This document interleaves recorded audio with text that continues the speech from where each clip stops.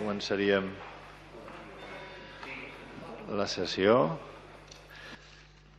El punt número 9 és aprovar l'inici d'expedient per a la constitució d'un dret de superfície sobre les finques municipals situades al carrer Bisbe Josep Maria Guix Ferrés, sense número, i al carrer Ramon Mas Ferrer Solà, número 8. Josep, sisplau, sí. Sí. Bé, en aquest punt jo crec que el més sensat poder serà, almenys per la meva part i possiblement per la regidoria, doncs serà l'abstenció. Segur que veiem alguna cosa bona aquí en aquest punt, perquè el que sí és un fet evident és que el tema d'aquí a la Serra Sant Ferm, doncs jo crec que d'una manera o altra s'ha de desencallar. Evidentment que possiblement no es farà bé per totes les parts, però tampoc és normal i és lògic que quedi aquell mamotreto que tenim per segles i per segles dels temps.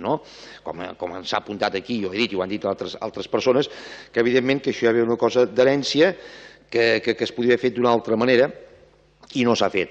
Sí que és cert que hi ha molts pisos buits aquí a la ciutat de Vic, n'hi ha, però també és un fet evident que els pisos de lloguer social crec que és una cosa que jo crec que s'hi ha apostat ja fa temps i crec que és important perquè tota la gent que a vegades no té segons quins recursos pugui anar amb aquests pisos socials que són accessibles a molta gent i així d'aquesta manera no es discrimina la gent que no poden arribar a pagar un pis de lloguer en segons quins sectors de la ciutat de Vic. Per tant, com he dit, jo crec que és bo que es desencalli aquesta situació d'aquest solar de la Serra Sant Ferm o l'altre, del Codina, però en tot cas tampoc no és que veiem massa bé o massa clar com s'ha portat el tema amb les negociacions amb els veïns del Serra Sant Ferm. Per tant, la meva postura serà l'abstenció. Molt bé, moltes gràcies. Ens passem a la votació de la proposta. Vots a favor?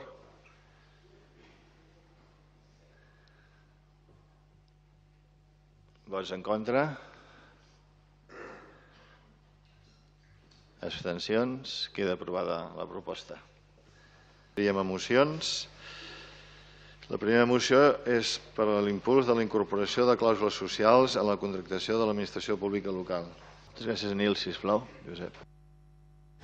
Sí, gràcies, senyor alcalde. Bé, és evident que vam subscriure la moció i la vam subscriure el dia que vam tenir la comissió, tant jo com la regidora Riera, i és evident que hi donarem suport. Però bé, tal com diu l'article 30 de l'Estatut d'Autonomia de Catalunya, que consagra el dret a una bona administració en la seva projecció més àmplia. Això és, el dret de tots els poders públics a exigir la construcció d'un sistema d'alta qualitat de vida per a totes les persones. Les administracions locals hi tenen un paper essencial. Per tant, creiem que l'esperit d'aquesta moció sol·licitant incorporacions de clàusules socials en la contractació de l'administració pública local enriqueix i fa més fort l'esmentada administració local com a administració més propera a la ciutadania. Creiem que són del tot necessàries aquestes clàusules, ja que incorporen un requisit d'objectius que afavoreixen la inserció laboral de persones en situació d'exclusió social o en greu risc d'arribar-hi. Unes clàusules que ens seran del tot beneficiaris persones en disminució física, psíquica o sensorial o amb mentalitats mentals. Persones que no puguin accedir a la renda mínima d'inserció, joves majors de 16 anys i menors de 30 provinents d'institucions de protecció de menors i aturats de llarga durada més grans de 45 anys. En definitiva, entenem que incorporar clàusules socials en els expedients de contractació pública és una qualitat molt més eficient, no tan sols per fomentar ocupació, com ja hem esmentat en persones que tenen dificultats la incorporació en el món laboral, sinó també una qualitat més en la utilització dels recursos públics i molt més responsables i transparents per part de l'administració. Per tant, tant el meu vot com el de la regidora Riera seran favorables a aquesta moció. Moltes gràcies. La moció de la CUP per retirar la distinció de Vigatà Il·lustre a Gabriel de Vilés. Josep, sisplau. Sí, gràcies, senyor alcalde. Bé, veig que els continua preocupant molt el retrat del Vigatà Il·lustre Virrei i Vilés de la sala de la columna amb els senyors de la CUP. Però bé, estan amb el seu dret que els hi preocupi. Però tant de bo, tot aquest temps malgastat per aquestes coses de tan poca rellevància, seria més bo que el dediquessin a portar propostes per crear llocs de treball en aquesta ciutat de Vic que prou falta fan. Perquè no sé fins a quin punt els hi preocupa, a part de vostè, als ciutadans de Vic, si hi ha un retrato a la sala de la columna del Virrei i Vilés o no hi és. En tot cas, dit això, Jo em remetré amb el que diu l'article 2 del Reglament d'Honors i Distincions del Ajuntament de Vic, que diu la finalitat dels guardonons són l'expressió de gratitud de la ciutat per a reconèixer d'especials mereixements, beneficis assenyalats o serveis extraordinaris. Arribaríem segurament a la conclusió que si Virrei Avilés té un lloc d'honor a la sala de la columna com a biguetà il·lustre és perquè en el seu dia uns biguetans així ho van creure convenient, segurament perquè en aquell moment aquesta persona mereixia segurament aquesta distinció. No seré jo, evidentment, qui entri a discutir si era encertada o no encertada. Segurament ens podem trobar que d'aquí a 200 anys, o possiblement menys, moltes coses de les que avui o durant el mandat s'han aprovat en aquest consistori, segur que els que ens precediran probablement tampoc els agradi o discrepin d'elles. El 3 de juny, com s'ha dit aquí, del 2013, vam aprovar un reglament, per tant, confiem que s'apliqui correctament aquest reglament. És a dir, estem d'acord que s'inici un expedient administratiu de revisió de la concessió si s'aprova la moció i així sigui tots els tràmits amb rigorosa transparència per tal que decideixi la comissió i tornar a portar al plenari i aquest faci definitivament la seva valoració. El que no veiem necessari, i crec que aquí ja s'ha dit, ho ha dit el senyor Raurell o ho ha dit el senyor Ivan, és el tercer acord de la moció. Entenem que quan s'hagi decidit i passi definitivament pel plenari, depenent de la decisió que aquesta prengui, es retiri o no es retiri el quadre del biguetà il·lustre, el senyor Virrei Avilés. Per tant, nosaltres no hi veuríem cap inconvenient si, tal com s'ha dit aquí, o ha dit algun altre grup municipal o algun altre portaveu, que es retirés el punt número 3 perquè no hi veiem cap sentit.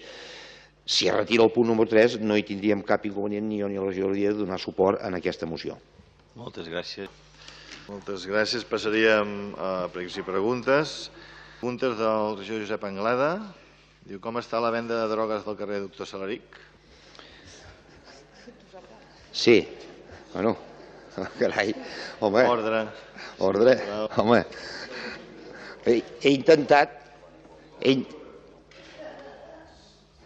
intentat ser molt contundent i molt clar en aquesta pregunta i crec que ha tingut la seva repercussió perquè els haig de dir que els pocs veïns autòctons que queden a la zona, doncs francament estan desesperats. Estem parlant del carrer Doctor Salaric, estaríem parlant de la plaça Francesc Moraga i estaríem parlant que a més està al costat a tocar d'una escola. Em preocupa i els preocupa als veïns i el senyor Ballana n'és conscient, perquè evidentment no diré aquí en aquesta sala de plens, per precaució, no diré ni el número, ni els números del carrer, ni la persona, però sí que n'és conscient que s'està traficant en droga i la gent està molt preocupada. La pregunta és dir si s'està fent alguna cosa, jo diria que sí, però no ho sé. En tot cas, es pot solucionar el problema perquè o s'ho agafen en sèrio o possiblement haurem de ser els mateixos veïns que posem ordre als carrers de la ciutat i netegem els carrers dels traficants de drogues. Moltes gràcies. Joan, sisplau.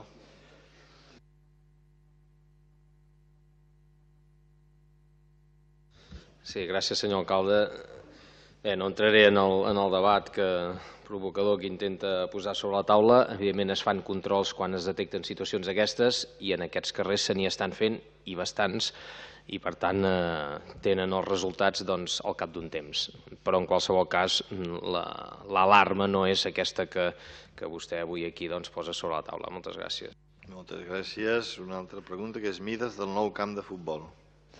Sí, m'han comentat, no és ben bé que sigui el nou camp de futbol, potser la pregunta no està ben especificada, és on es va estrenar la gespa nova, que m'han dit alguns pares que sembla ser, no ho sé, en tot cas la Montserrat ja m'ho dirà, que el camp, i seria una llàstima si és així, que el camp es veu que no fa les mides corresponents i possiblement alguns equips com el Juvenil tal i qual no hi podrien jugar. Solament és perquè m'ha arribat aquest rumor, no sé si és veritat o és mentida, però en tot cas li agrairia que m'ho aclarís. Moltes gràcies, Montse, sisplau. Gràcies, senyor alcalde.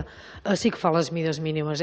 La federació posa un màxim i un mínim i aquest compleix el mínim. O sigui, el mínim és 90 per 45 i fa 90 per 53. El terreny, útil de joc. Aleshores, què ens va condicionar? Nosaltres ja el volíem fer més gran, si podia, però aquí hi ha dues condicions. Una, que dintre hi ha un camp gran perquè hi juguin els equips grans, que és el gros que fa 110 per 74, per tant de sobre es passa les mides, i dues coses. Una, el torrent de l'Esperança, que ens limitava uns metres de servitud de la llera del torrent de l'Esperança, i l'A que ens va fer retirar la tenca que ja hi havia en el camp antic, i l'altre, un talús que hi ha en un camí de sobrecavar les cases veïnals, a les cases de pagès de GURB, que aquell talús no l'hem pogut eliminar. Per tant, això ens va condicionar totalment l'obra. I vam encabir-lo amb mides mínimes, però dins la normativa de la federació. Moltes gràcies. Una darrera pregunta, que és Sona Bava, del carrer Doctor Salaric. Sí, bé, en aquest cas no parlem de droga, parlem d'una altra cosa, però aprofito amb el senyor Ballana que evidentment que jo no li he dit que entrés al debat. Jo l'única cosa que li dic amb el senyor Ballana que solucioni els problemes que hi ha a la ciutat, i si no està capacitat per solucionar els problemes que hi ha a la ciutat, el que ha de fer el senyor Ballana és dimitir.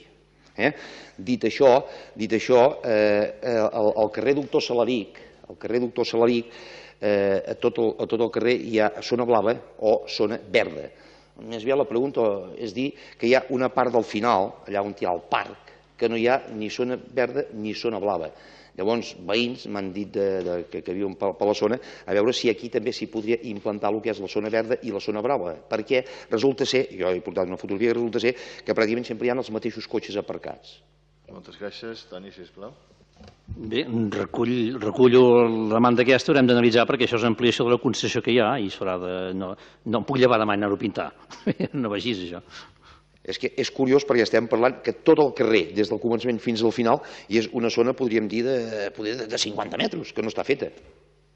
Quan es fan una cosa i tires una línia final, sempre veig just o injust, tampoc que queda fora, queda dintre, diguem-ne. Devíem delimitar per un nom de carrer i es va delimitar allà, però ens ho mirarem. Vale, ja està. Doncs molt bé, moltes gràcies. No hi ha res més, s'aixeca la sessió.